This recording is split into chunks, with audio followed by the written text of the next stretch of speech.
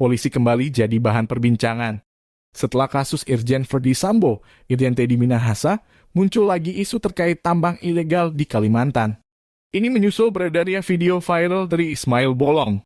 Ismail Bolong bukan perwira tinggi, namun videonya menyerempet nama Jenderal Polisi Bintang 3, Komjen Agus Andrianto, Kabar Reskrim Polisi. Setelah videonya viral, Ismail Bolong menyampaikan klasifikasi berisi konteks pengakuannya saat itu kepada Tribun Timur Sabtu 5 November. Ismail pun menyampaikan permintaan maaf kepada Kepala Badan Reserse dan Kriminal Kabar Reskrim Polri Komjen Pol Agus Andrianto atas testimoninya soal penyerahan uang. Saya mengajukan permohonan maaf ke Pak Kabar Reskrim. Saat testimoni itu saya dalam tekanan dari Brigjen Hendra dari Mabes, ujar Ismail Bolong. Ismail mengaku video testimoni itu direkam Februari 2022 lalu di sebuah hotel di Balikpapan, Kaltim, dalam kondisi tertekan. Video rekaman Ismail Bolong, mantan anggota polisi yang mengaku menyetor uang hasil tambang ilegal di Kalimantan viral. Video pengakuannya sebagai pengepul batu bara ilegal di Kalimantan Timur, Kaltim, viral di media sosial dan WhatsApp. Ismail dalam video yang beredar mengaku menyetor uang ke seorang perwira tinggi Polri sebesar 6 miliar rupiah. Kegiatan ilegal itu disebut berada di daerah Santan Ulu, Kecamatan Marangkayu, Kabupaten Kutai Kartanegara, Kaltim yang masuk wilayah hukum Polres Bontang. Sejak bulan Juli tahun 2020 sampai November 2021, dalam kegiatan pengupulan batu bara ilegal, Ismail Bolong mengaku mendapat keuntungan sekitar 5 miliar rupiah sampai 10 miliar rupiah setiap bulannya. Ismail mengaku telah berkoordinasi dengan seorang perwira petinggi Polri dan telah memberikan uang sebanyak 3 kali, yaitu bulan September 2021 sebesar 2 miliar rupiah, bulan Oktober sebesar 2 miliar rupiah, dan November 2021 sebesar 2 miliar rupiah.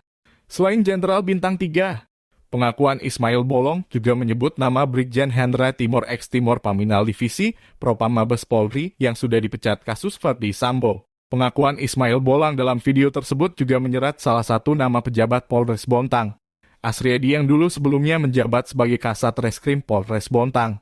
Nama AKBP Yusuf Dwi Prastia juga disebut Ismail Bolong. Dilansir Tribun Kaltim, AKP Asriadi yang kini menjabat Kasat Reskrim Polres Kubar dan namanya ikut dicatut menampik kabar tersebut. Nggak ada itu, makanya ini saya mau klarifikasi langsung ke yang bersangkutan, termasuk penyebar video itu. Pada intinya orang bebas mau berkata apa, yang jelas tidak ada itu, katanya saat dikonfirmasi.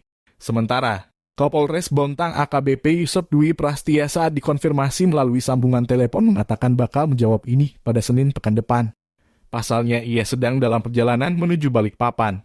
Terpisah, Kabid Humas Polda Kaltim, Kombes Pol Yusuf Sutejo mengatakan bahwa secara pribadi dirinya baru mengetahui video tersebut melalui media sosial. Namun video tersebut tengah didalami oleh jajarannya termasuk soal setoran uang miliaran ke seorang perwira petinggi Polri. Saya tahunya dari media sosial.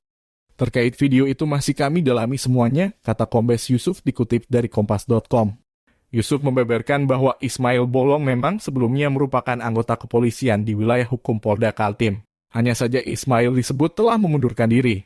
Sementara itu Kapolresta Samarinda Kombes Pol Arifadi membeberkan bahwa Ismail Bolong memang pernah bertugas di Polresta Samarinda. Namun dia telah keluar atau pensiun dini dari keanggotaan Polri. Pangkatnya terakhir itu Aibtu. Katanya karena urusan keluarga. Tapi kami pastikan dia sudah keluar dari Polri, kata Arif Fadli. Saat dikonfirmasi Kabid Humas Polda Kaltim, Kombes Pol Yusuf Sutejo mengatakan bahwa secara pribadi dirinya baru mengetahui video tersebut melalui media sosial. Namun video tersebut tengah didalami oleh jajarannya, termasuk soal setoran uang miliaran ke seorang perwira petinggi Polri. Saya tahunya dari media sosial. Terkait video itu masih kami dalami semuanya, ujarnya pada Sabtu 5 November 2022.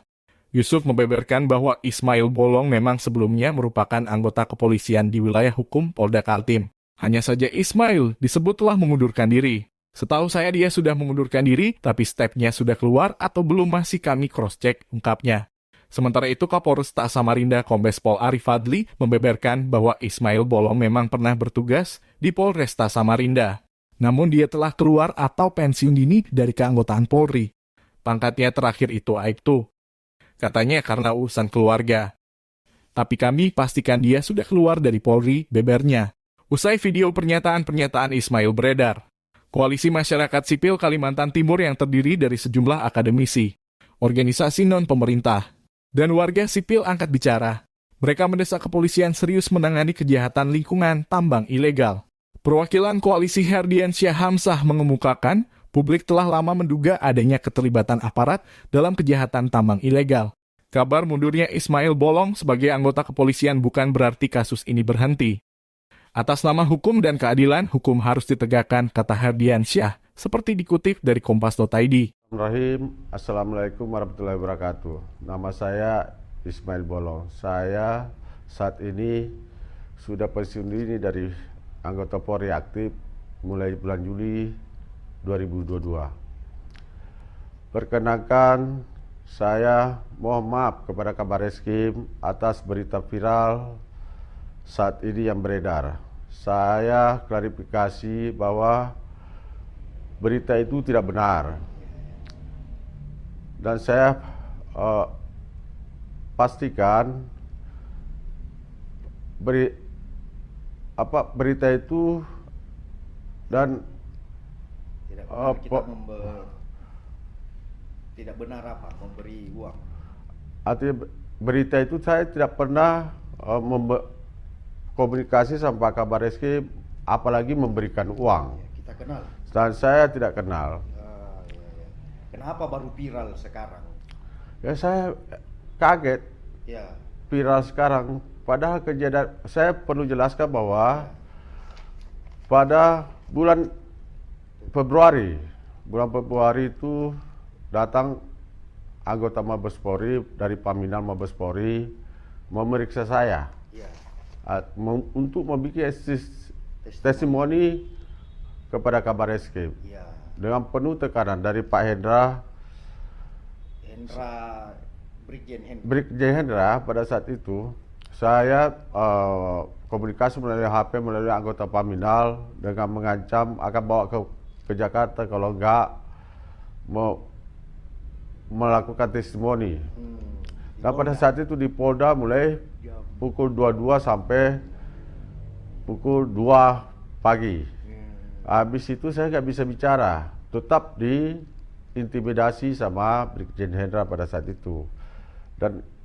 Dan Paminal Mabes akhirnya memutuskan bawa ke salah satu hotel yang ada di Balikpapan. Sampai di hotel Balikpapan sudah disodorkan untuk baca testimoni itu. Ada kertas. Ada kertas, sudah ditulis. Tulis tangan nama Paminal Mabes. Direkam. Dan direkam melalui HP handphone dari anggota Mabes Polri. Terus? Jadi saya dalam hal ini klarifikasi, saya nggak pernah memberikan uang kepada Kabareskrim.